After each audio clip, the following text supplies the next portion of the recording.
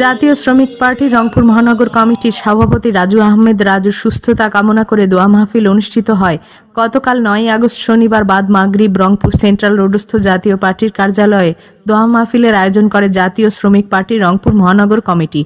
দোয়া মাহফিলে উপস্থিত ছিলেন জাতীয় পার্টির কো চেয়ারম্যান ও রংপুর সিটি কর্পোরেশনের সাবেক মেয়র মুস্তাফিজার রহমান মুস্তফা,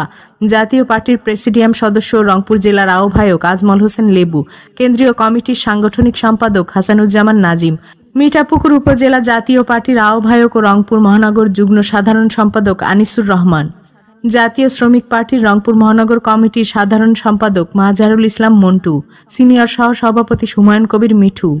সহসভাপতি পুতিন, সাংগঠনিক সম্পাদক এনামুল কবির সমাজ সহ সাধারণ সম্পাদক আব্দুল হামিদ আনু, আমিনুল ইসলাম, মুজাফফর হোসেন, কোষাধ্যক্ষ সাইদুল ইসলাম সহ